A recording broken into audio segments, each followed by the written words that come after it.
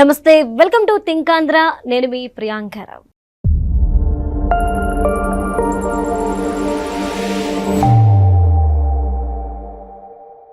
Dalmia cement కు సంబంధించి 793 కోట్ల రూపాయల ఆస్తిని ఈడీ జప్తు చేసింది. భారతీయ సిమెంట్ లో క్విట్ ప్రోకో జరిగింది అంటూ కూడా ఈడీ నిర్ధారిస్తుంది. ఈ నేపథ్యంలో జగన్ కేసులు కదిలాయి. ఈ కేసులకు సంబంధించి కదలిక ఏర్పడింది అని మనం అనుకోవచ్చా? అసలు ఏం జరుగుతుంది? దాల్మియా సిమెంట్ కి అలానే భారతీయ సిమెంట్ కి మధ్య ఉన్న ఒప్పందం ఏంటి? ఎందుకు ఈ రోజు దాల్మియా సిమెంట్ కి సంబంధించిన ఆస్తులు జప్తు చేశారు? ఏం జరుగుతుంది? దీనికి సంబంధించి మనతో మాట్లాడడానికి ఈ రోజు మనతో పాటు మధుసూదన్ రెడ్డి గారు ఉన్నారు. ఆయనతో మాట్లాడదాం. నమస్కారం సార్. నమస్తే అమ్మా. సార్, దాల్మియా సిమెంట్ కి సంబంధించి 733 కోట్ల రూపాయల ఆస్తిని ఈడీ జప్తు చేసింది. ఇందులో 375 కోట్ల రూపాయల ఆస్తి విలువైన భూములు అని చెప్పింది. ఇంకొక అంశం ఏంటి అంటే భారతీయ సిమెంట్ లో క్విట్ ప్రోకో జరిగింది అంటూ కూడా ఈ రోజు ఈడీ నిర్ధారించినట్లు తెలుస్తుంది. అసలు ఏం జరుగుతుంది? ఏంటి ఈ ఆస్తులు? ఈ జగన్మోహన్ రెడ్డి కేసులకు సంబంధించి కదలిక ఏర్పడిందా? ఇప్పుడు ఇది చాలా పెద్ద కథ. ఈ కథ ఏంటంటే ఒక రాజకీయ పార్టీ, ఒక అధికారము, ఒక అవినీతి. మళ్ళీ చెప్పండి. ఒక రాజకీయ పార్టీ, ఒక అధికారం, ఒక అవినీతి. ఒక రాజకీయాన్ని అడ్డం పెట్టుకొని ఒక పార్టీలో పనిచేస్తూ ఒక నాయకుడు ముఖ్యమంత్రి అయితే ఆ ముఖ్యమంత్రి అయిన కొడుకు చేసిన అవినీతి ఇది. తండ్రికి తెలియకుండా ఇంత ఘనకార్యం ఎలగబెట్టినాడా అంటే ఎవడు వాడు అనేది వ్యాలిడ్ పాయింట్. స్కాములకి పెట్టింది పేరు కాంగ్రెస్ పార్టీ. కాంగ్రెస్ పార్టీ ముఖ్యమంత్రి అయినటువంటి రాజశేఖర్ రెడ్డి జలయజ్ఞం, 108 ఫీజు రీయింబర్స్మెంట్, 3 పథకాలు గుర్తుపెట్టుకోండి. ఈ 3 పథకాల మాటున ప్రజల్ని మాయలో పెట్టి ప్రజల్ని ఏమార్చి వెనక పక్కన కోటాను కోట్లు కొడుక్కి కట్నంగా కట్టబెట్టిండు అనమాట. అది ఒక కాంగ్రెస్ ఎమ్మెల్యే కనిపెట్టాడు. ఆ కాంగ్రెస్ ఎమ్మెల్యే ఎవరంటే కంటోన్మెంట్ ఎమ్మెల్యే పి శంకర్రావు. ఆయన ఏం చేశాడంటే ఒక పిల్లేశాడు హైకోర్టులో. ఏమని? రిట్ ఫైల్ చేశాడు. మా ముఖ్యమంత్రి కొడుకు తండ్రి అధికారాన్ని అడ్డం పెట్టుకొని 1000 కోట్ల ప్రజాధనాన్ని లూటీ చేశాడు కాబట్టి ఈడీ సిబిఐ దర్యాప్తు జరిపించమని వేశాడు. ఇంకా ప్రతిపక్ష పార్టీలు గమ్ముగా ఉంటాయా? కోతికి చిక్కింది కదా కొబ్బరి చెప్ప.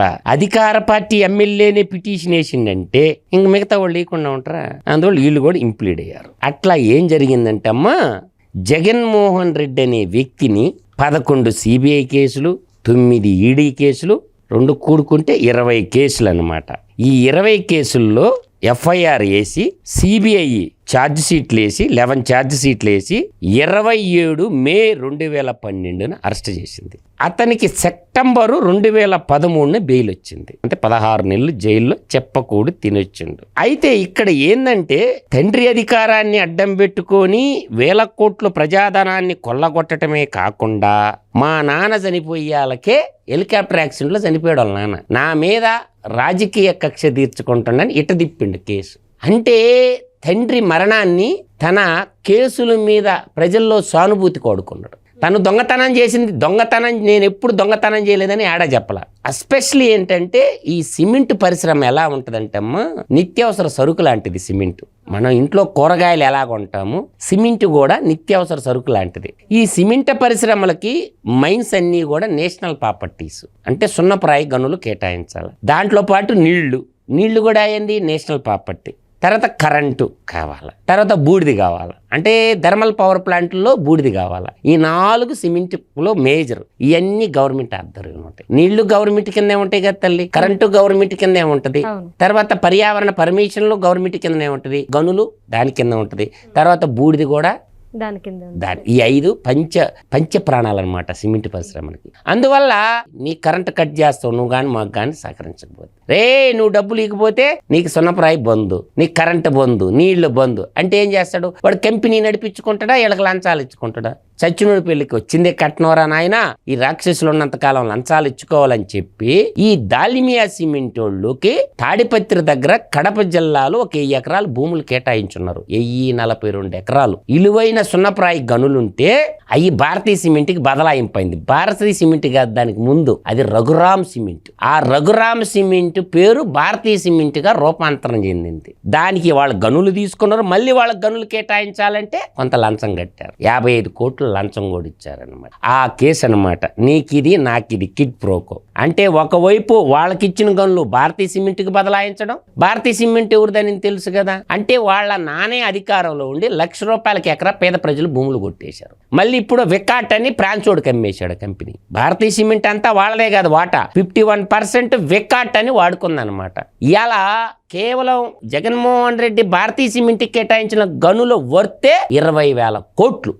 సంవత్సరానికి 2,000 కోట్లు చొప్పున 10 సంవత్సరాలు అయింది కదమ్మా.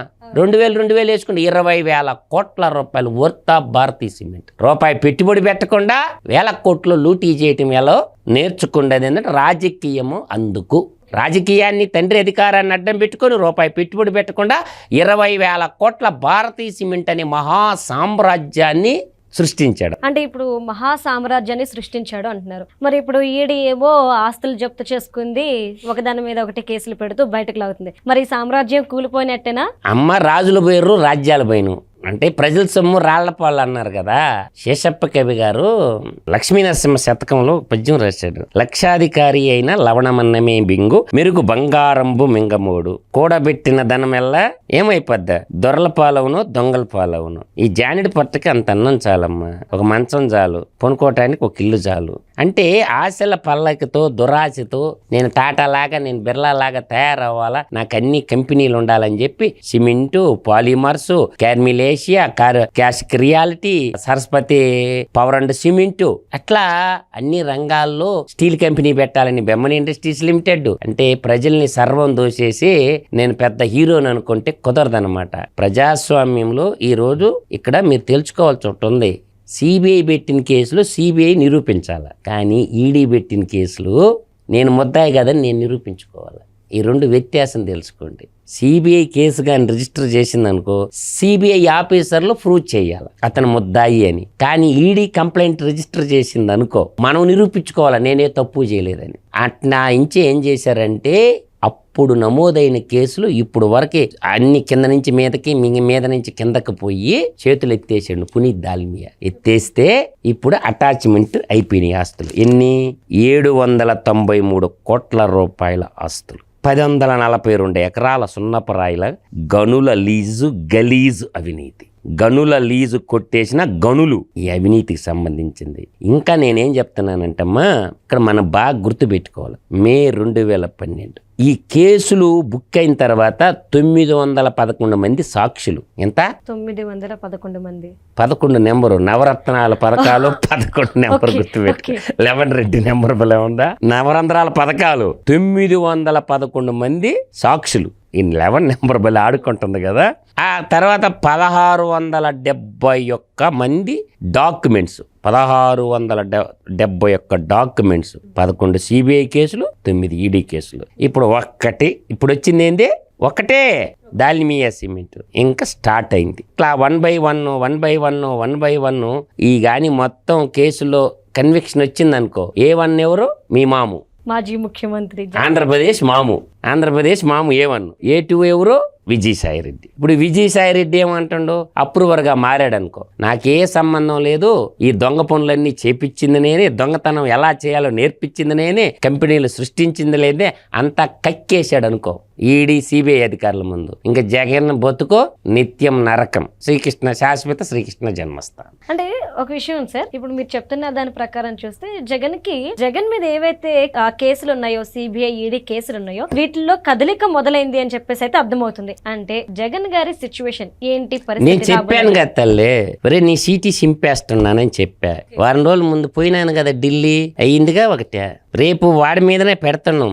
చలో ఢిల్లీలో ఒకటి వచ్చింది, ఇప్పుడు చలో హైదరాబాద్ ఒక ప్రోగ్రామ్ ఉంది, న్యాయ సత్యాగ్రహాన్ని ఒక ప్రోగ్రామ్ లాంచ్ చేసినాం. చలో ఢిల్లీలో ఈ మగోని పేరు కూడా పెట్టినాం. చలో ఢిల్లీలో సుభాష్ సేన, కూటమి వదిలిన సుభాష్ సేన వదలదు జగన్మోహన్ రెడ్డిని. అంటే ఒక దేశద్రోహి, ఒక ఆర్థిక ఉగ్రవాదిని సుభాష్ సేన వదలదు. తెలుగుదేశం పార్టీ వదిలేయచ్చు, జనసేన వదిలేయచ్చు, భారతీయ జనతా పార్టీ వదిలేయచ్చు, కానీ సుభాష్ సేన వదలదు. అది దేశభక్తులతో నిండి ఉన్న సైన్యం. అది నువ్వు తప్పించుకోలేవని చెప్పా.